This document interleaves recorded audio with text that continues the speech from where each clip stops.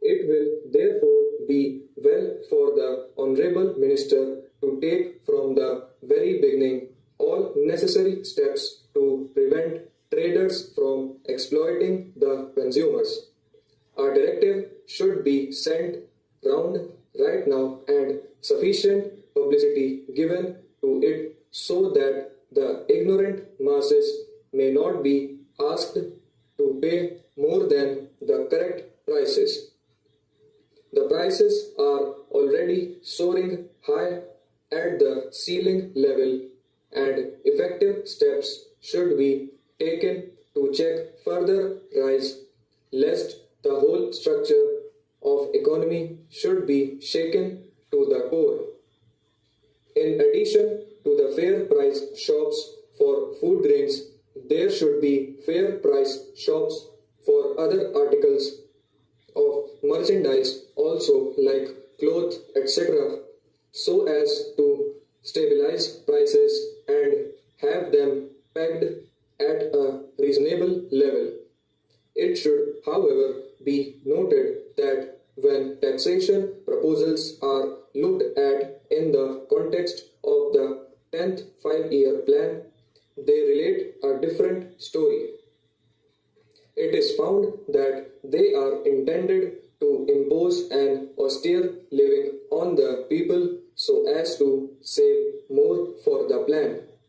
It is said that excise duties have been directed towards limiting consumption of the lower middle classes and the masses more as a measure to check inflation rather than for the purpose of augmenting revenue.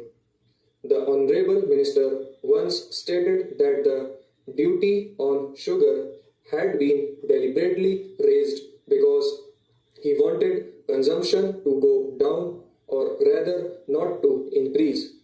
He said, I would like to freeze it at more or less the present level unless it be that as income goes up in certain sectors, they want to pay the price.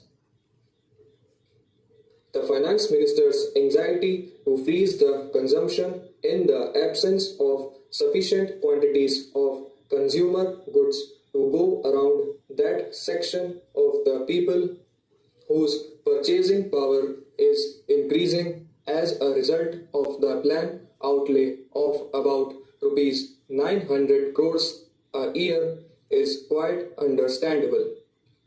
Our administrative machinery is not sufficiently competent and efficient for complete control, and unless the production of consumer goods is commensurate with the investment in the country, the inflationary pressure will persist and prices will rise.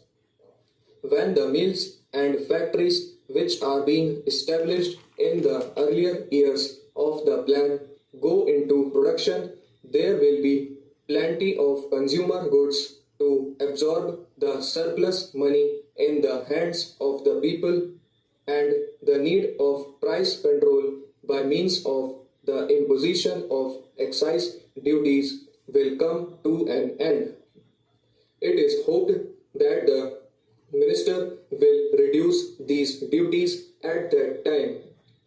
As for the implementation of the plan, nothing extraordinary had happened to make us feel nervous about the